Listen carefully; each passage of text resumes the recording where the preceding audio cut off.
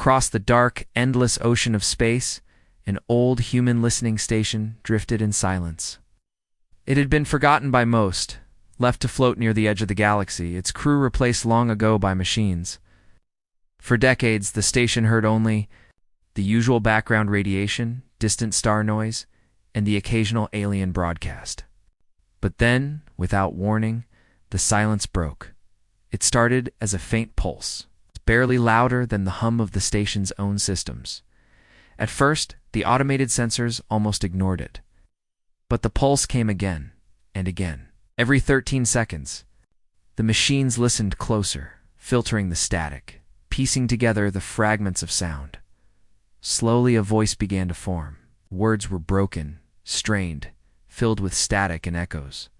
But the language was unmistakable. It was human.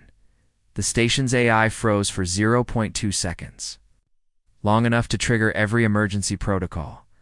There were no human colonies anywhere near that part of the galaxy. In fact, the signal's source was more than 400 light-years away in a dead star system no human had ever visited. And yet, the voice was speaking clear, if desperate, English. ...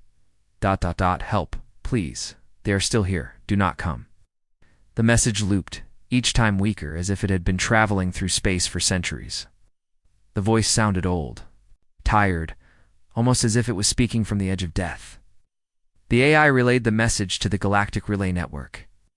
Within minutes, the signal had reached hundreds of alien worlds.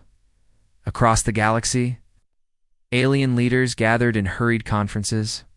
For them, the voice was more than strange, it was impossible.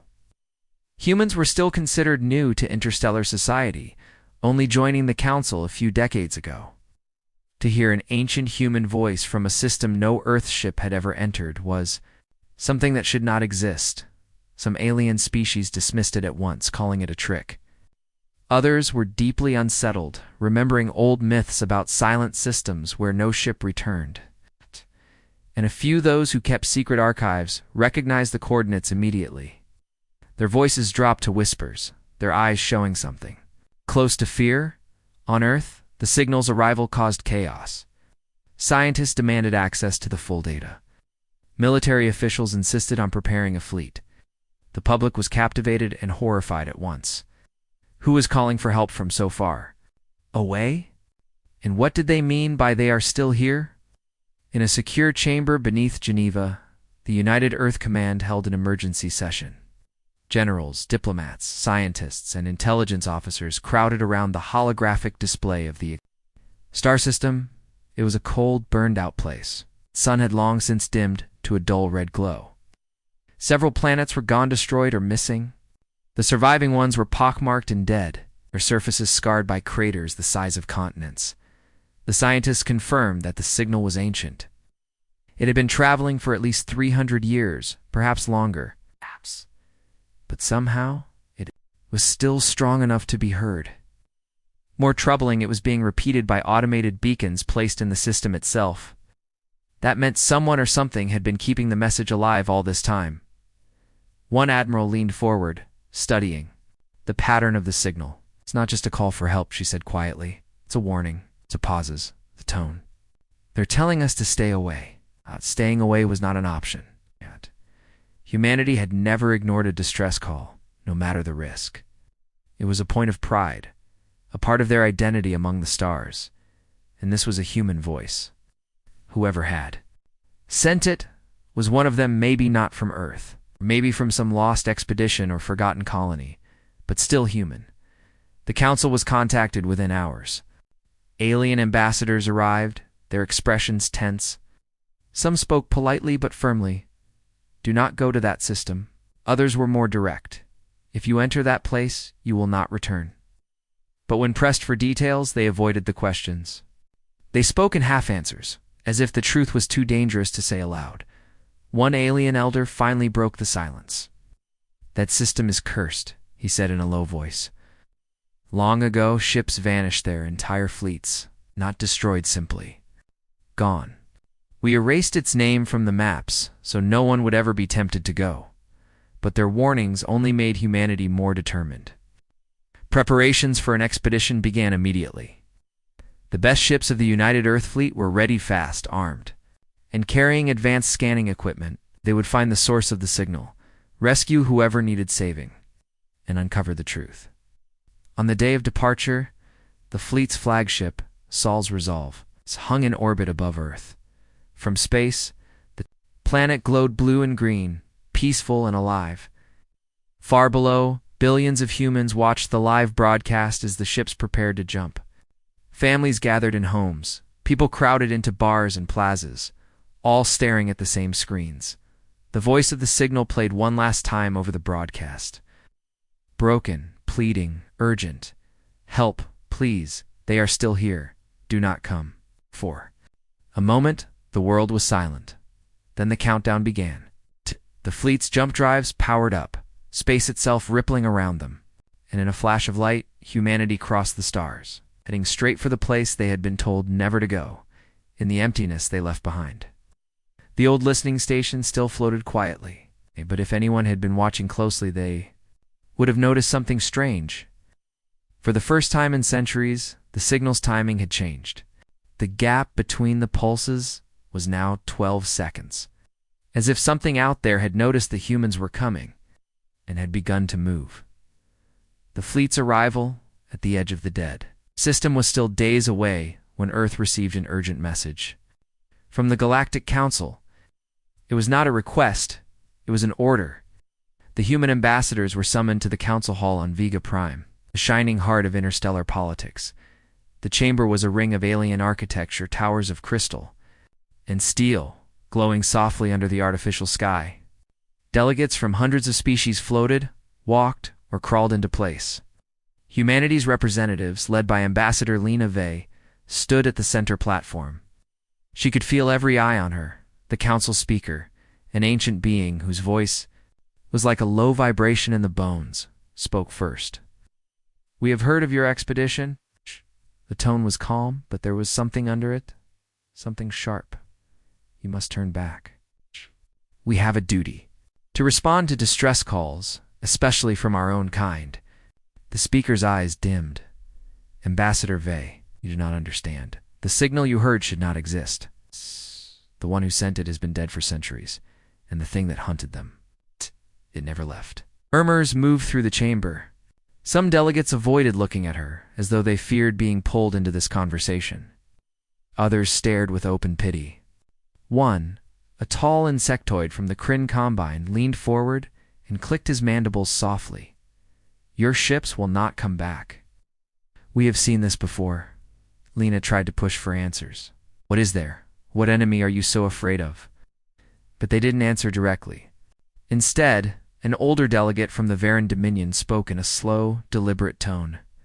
"We erased that system from every chart, every archive. We destroyed the coordinates in our nav databases. We swore never to speak of it again. Yet somehow, you found it." "It found us," Lena replied. "The signal came to our station. Some human wanted us to hear it." The speaker's voice dropped lower. "Or something wanted to bring you in." That sentence hung in the air like a shadow. The session ended without agreement. The council gave their final words. "If you continue, you do so alone. No council. Fleet will follow you." Back aboard Sol's Resolve, the fleet commander, Admiral Kalen, read the transcripts in silence. He was a man used to battle, not politics, but something in the council's tone unsettled him. Still, he had his orders from Earth Command. The mission would go on. The fleet traveled deeper into unclaimed space. Stars grew sparse. Strange readings began to appear on the scanner's energy spikes that didn't match any known engine signature. Massive shadows moving between sensor sweeps. Crews whispered about ghost ships. Some swore they saw faint lights in the distance, moving in perfect unison before vanishing into the dark. On the fifth day, one of the escort ships, Valiant Spear, reported an anomaly. A small probe no larger than a shuttle was trailing them. It carried no active engines, no visible weapons, but it matched their course exactly. When they tried to scan it, the probe released a sharp burst of static and disappeared from sensors.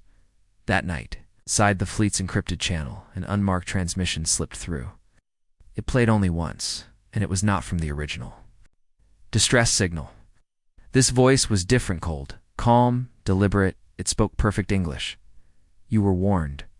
The voice cut off, leaving only the hum of the ship's systems. No one could trace the source. By the time the fleet entered the final jump corridor toward the dead system, tension was eating at every crew. They worked in silence, eyes darting to their displays, checking for movement where there should be none. Even the most seasoned veterans began sleeping with sidearms closed. Admiral Kalen stood on the bridge, staring at the forward display. The dead system waited ahead, its dim star barely a spark in the darkness. Behind him, the communications officer turned in her chair. "Sir, the original signal. It's changed again." "How?" "The voice is faster. The pauses are shorter. It almost sounds rushed. And, sir, there's a new word." Kalen frowned. "Play it." The broken voice filled the bridge once more. "Help, please. They are still here. They are awake." For a long moment, no one spoke. Then Kalen gave the order. "Prepare the fleet. We jump in 1 hour." Far behind them, deep in the shadow between stars, something followed. It had been following since the moment the humans left Earth. And now, it was almost time to close the distance. The jump into the dead system was not smooth. The moment Saul's resolve emerged from the corridor of warp space, the ship's lights flickered. A low hum passed through the hull like something enormous had brushed against it.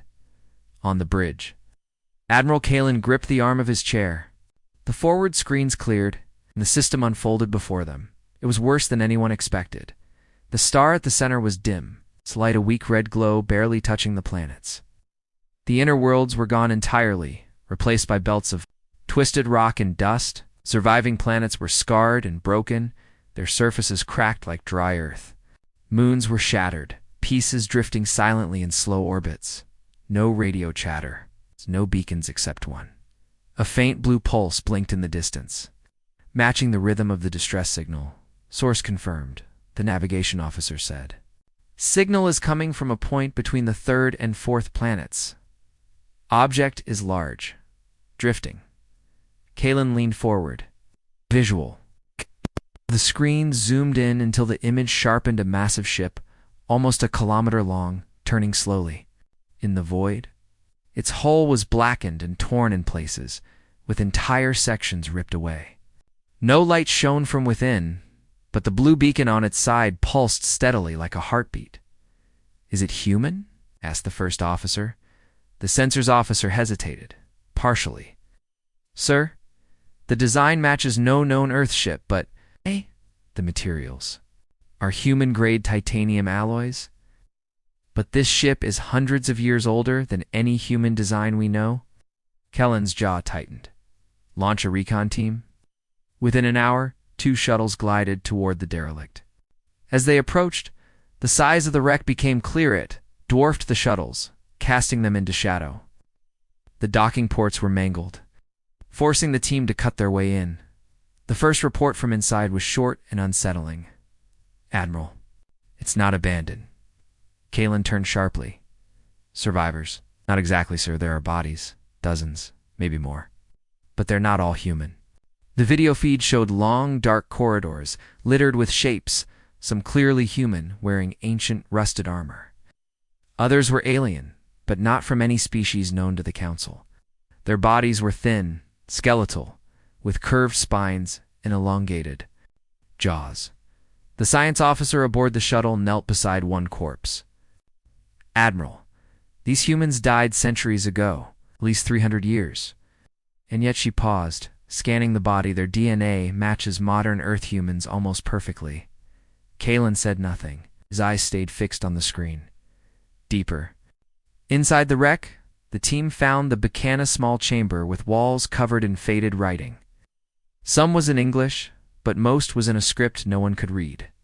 In the center, an old transmitter sat on a stand, its cables patched and repaired, dozens of times. It was still running, still sending the same broken message into the stars. One of the Marines touched the transmitter, and for a split second the message changed. A new voice, sharp and urgent, cut through the static. They know you're here. Then the original voice returned, repeating its loop. Back on the bridge, Kalen ordered the beacon's data copied.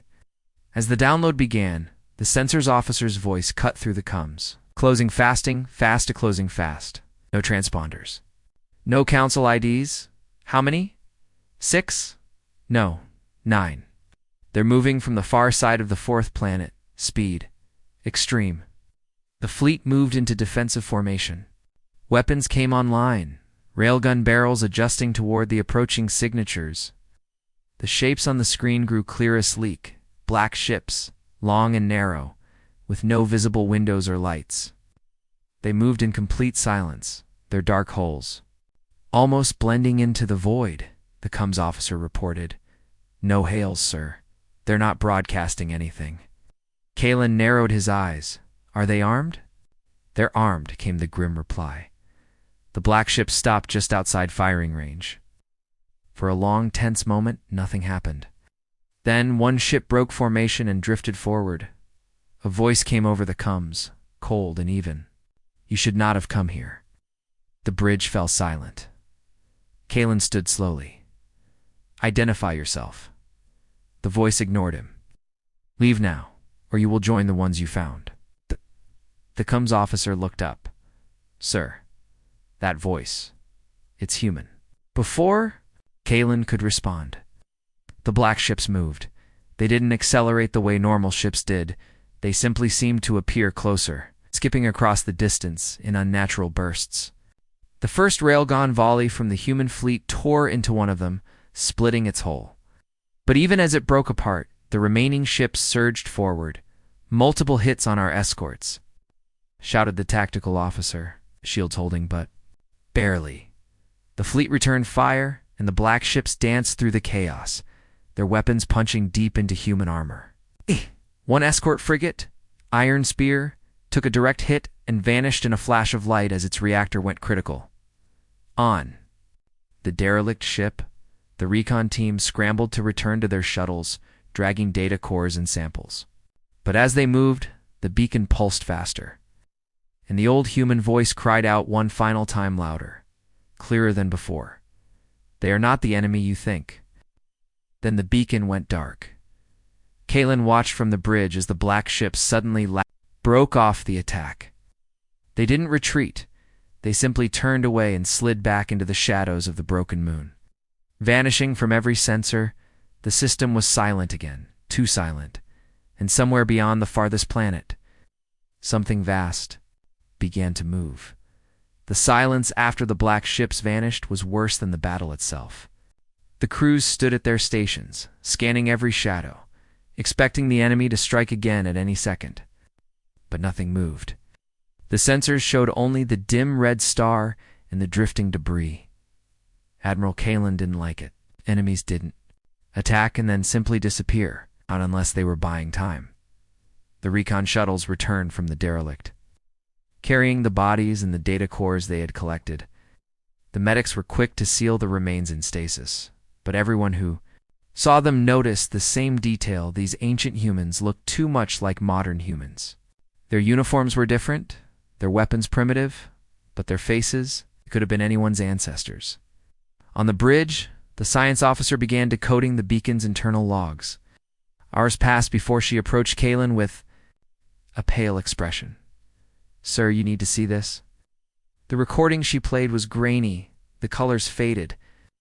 It showed a group of humans in the same armor as the corpses, standing in the derelict's control room.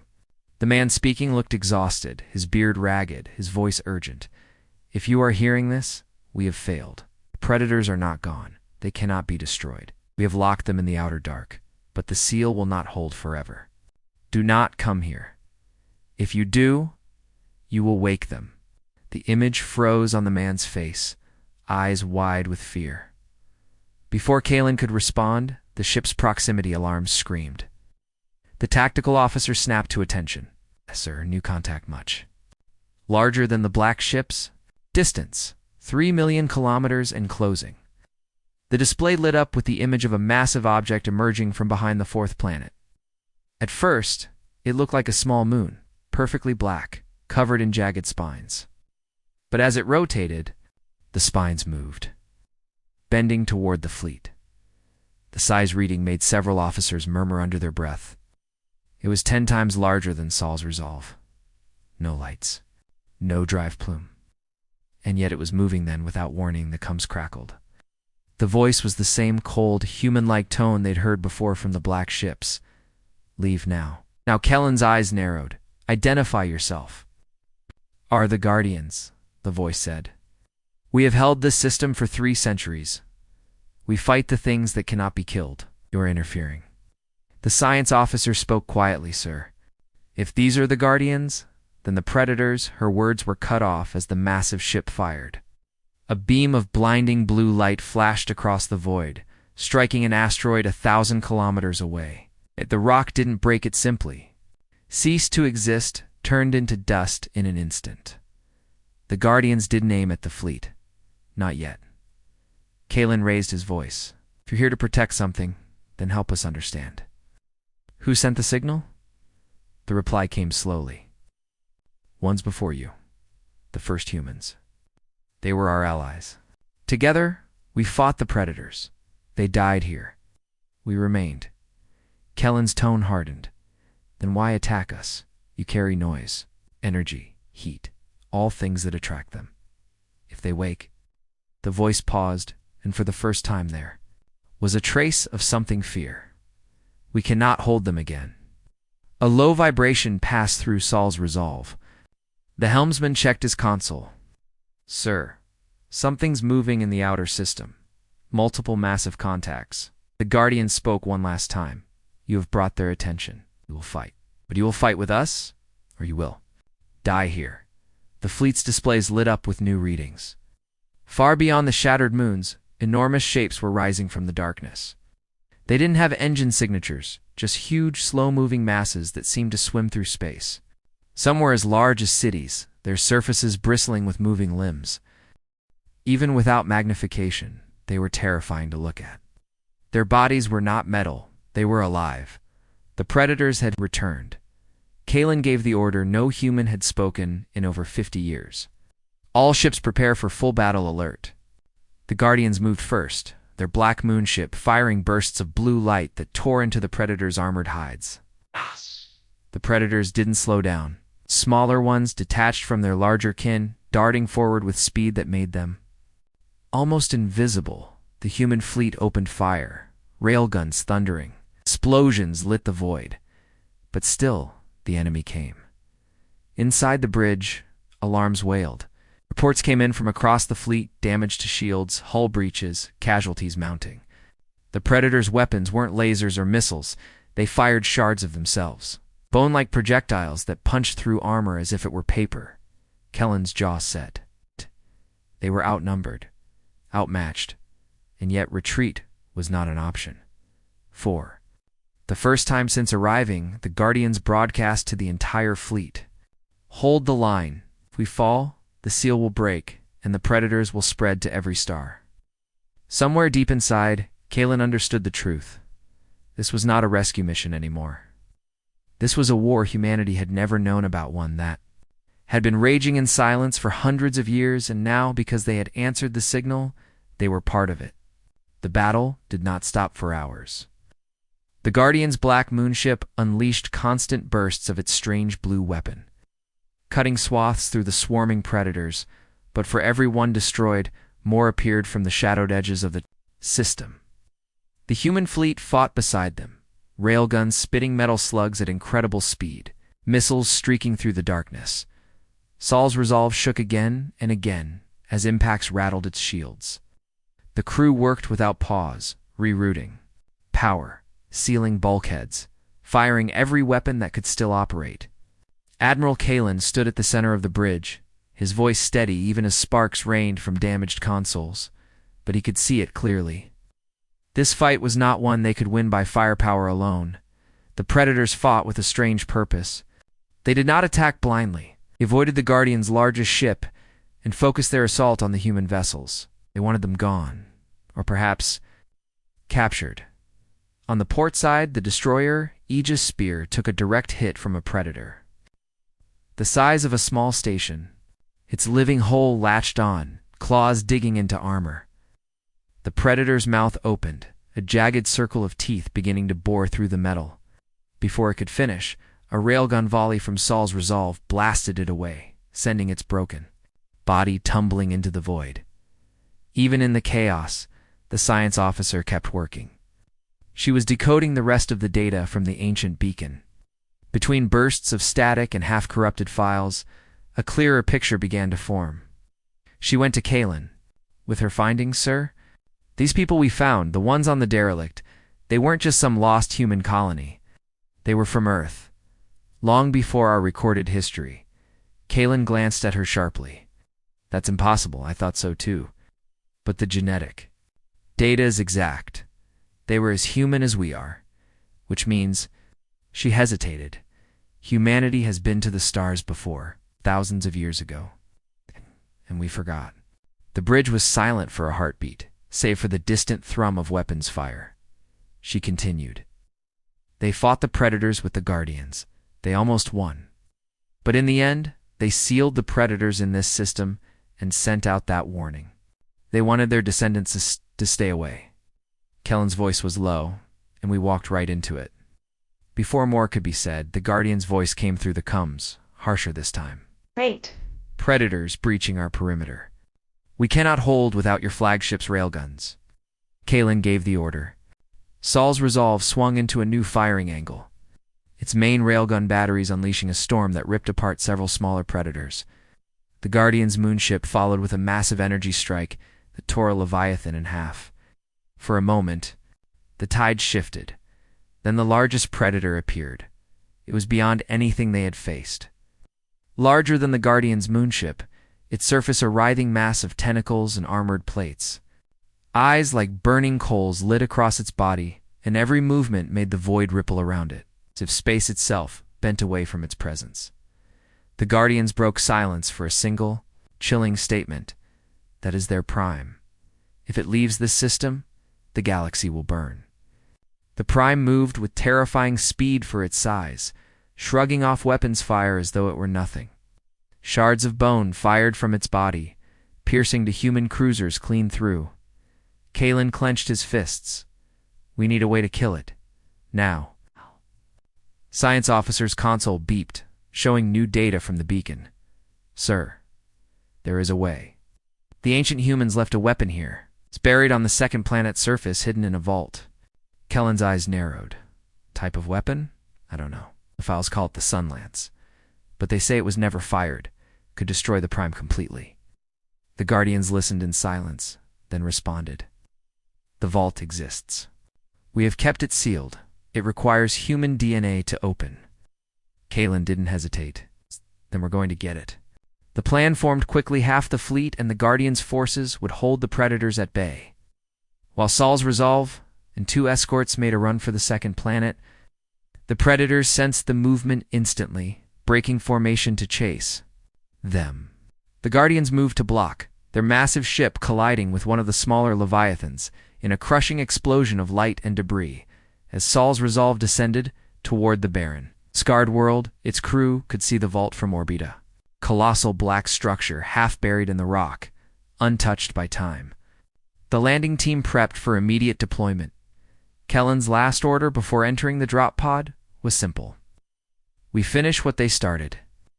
Above the planet, the prime turned its burning eyes toward them and began to descend.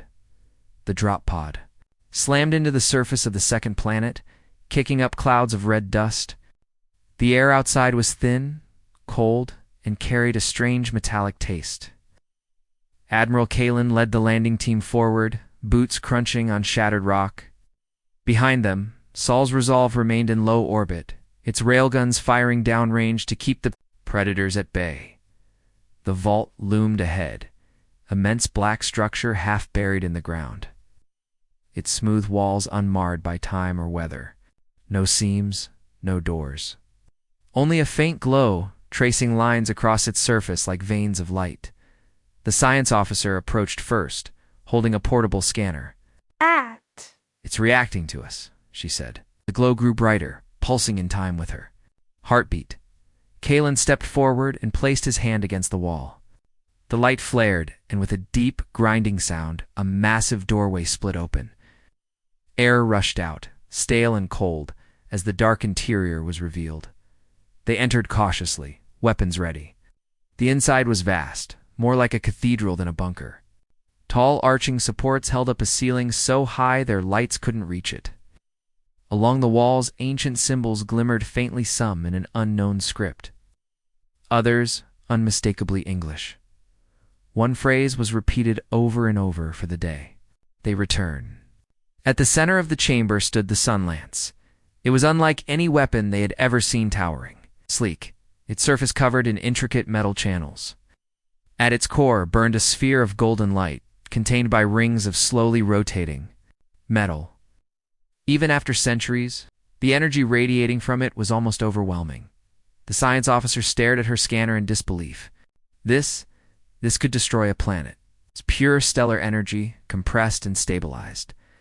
The ancient humans must have built it using technology we can't even dream of. Kellen's gums buzzed sharply. It was the Sol's resolve, Admiral. The Prime is descending toward your position. It's time to contact. Less than 10 minutes. We can't hold it much longer. Kalen turned to the science officer. How do we fire it? She hesitated. It's not simple. The power core is locked behind genetic verification. It needs a living human to connect to its control system directly. And once activated, the energy will destabilize the planet. We'll have minutes to evacuate. Before Kalen could respond, the ground shook violently. Dust rained down from the ceiling. Through the open vault door, a shadow passed over the landscape vast. In crawling with movement, the Prime had arrived. Its body blotted out the dim sky. Dozens of its limbs stabbed into the ground, cracking the surface as it pulled itself closer. From its many eyes, burning light swept across the terrain until it locked onto the vault. The air vibrated with its roar. The landing team moved fast. The science officer connected her wrist console to the Sun Lance's control panel, but the system demanded direct neural input. It needs you, Admiral, she said, looking at Kalen. Kalen stepped forward without hesitation. The moment his hands gripped the control rings, thin threads of golden light extended from the weapon and touched his temples. Pain lanced through his head, but he stood firm. In his mind, a voice spoke not in words, but in images. The battles of the past, the ancient humans fighting beside the Guardians, the sealing of the Predators, and the day the Sun Lance had been hidden away, waiting for this moment. He understood what needed to be done. Powering up, he said through clenched teeth. The sphere at the Sun Lance's core brightened, its golden light spilling into the chamber and beyond, cutting through the planet's thin atmosphere. Outside, the Prime stopped advancing. Its limbs writhed, its body shifting uneasily, as if it sensed what was coming. Then it attacked. A massive claw speared through the vault's entrance, tearing through walls like paper. The landing team opened fire, their weapons doing little more than scorch its hide. Another limb crashed through the ceiling and fragments of stone rained down. 30 seconds to full charge. The science officer shouted. The Sun Lance's light grew blinding. The ground beneath them trembled as energy built to impossible levels. Kalen could feel the weapon's hunger. It wanted to be unleashed. The Prime roared again, pushing deeper into the vault, its jaws wide enough to swallow the entire chamber. The heat from its breath washed over them, carrying the smell of burning metal and stone. 15 seconds? Kellen's vision blurred. The golden light was pouring into his mind, showing him the Prime's core, the exact place to strike. He tightened his grip. 5. The Sun Lance fired. A column of pure golden energy burst from the weapon, piercing the Prime's chest and continuing upward into space. The beam was so intense that shadows vanished, replaced by blinding light. The Prime's roar became a scream that shook the planet itself. When the light faded, Prime was gone. Its massive body ripped apart into drifting fragments that glowed faintly before dissolving into dust. Kalen collapsed to one knee. The connection to the Sun Lance broken. The science officer grabbed his arm. We have to go. The planet's destabilizing. Above them, Sol's resolve was already descending to pick them up, while the Guardians fought to push back the remaining Predators. In the distance, the ground split open, molten light spilling from the cracks. The sun lance had done its job, but it had also awakened something else. Deep beneath the planet's crust, far below the vault, something stirred. The galaxy was silent. Not the calm silence of peace, but the heavy silence that comes after something too big to ignore has happened. Every major alien network still replayed the same footage the moment humanity answered the impossible distress signal. And everything changed. Empires, syndicates, and councils had all seen it, but none of them truly understood what it meant. A lone observer ship floated at the edge of the Sol system. Its crew had been ordered to watch, nothing more. They had seen fleets rise and fall, worlds burn, and stars go dark, but the humans' final move was something no one had prepared for. Reports said that the original signal had come from a dead sector, one where nothing living should be. Now, that place was gone from every map, wiped out by an energy blast so massive that even black holes seemed small in comparison. Inside the human command ship Resolute, the crew moved with quiet focus. Admiral Raines stood before the massive observation window, staring at the distant debris fields that were all that remained of the hostile fleet. His hands were behind his back, but the tension in his shoulders told the story. This was not a victory to celebrate. This was a warning delivered to the entire galaxy. The distress signal had been a trap, but also something more dangerous. A test. Whoever had sent it wanted to measure humanity's limits. They had expected hesitation, politics, fear. Instead, they had met speed, precision, and overwhelming force. And now, the galaxy would never test humanity the same way again. In the alien capitals, leaders debated endlessly. Some wanted to negotiate with Earth, to understand their sudden rise in power. Others wanted to prepare for war, convinced that humanity's answer to the signal proved they were too dangerous to be allowed to grow unchecked. Spies whispered that the humans had not used their full strength, that what they revealed was only a fraction of what they were truly capable of. On Earth, the public didn't know the full details. News networks spoke of a threat eliminated and a successful rescue mission. Only a few understood how close they had come to disaster, and that the rescue had cost far more than anyone admitted. The original survivors from the signal were under heavy protection, hidden away in secure facilities. They spoke little, but when they did, their words chilled even the hardest soldiers. It was not the enemy you saw that frightened us. It was the thing behind them. Raines replayed that statement in his mind. If the threat they destroyed was only a front, then something worse was still out there. Something that had chosen to watch rather than act. His instincts told him that the distress signal was not the beginning of a war. It was the beginning of something much larger, something still waiting beyond the edges of known space. As the Resolute prepared to leave the debris field anew, transmission came through.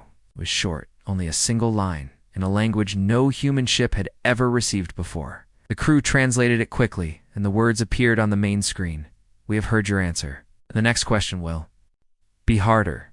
The crew exchanged uneasy glances. The silence that followed felt heavier than before. Raines didn't speak. He simply turned away from the screen and ordered the ship to set course for Earth. If the galaxy wanted to see how far humanity could go, they were about to find out.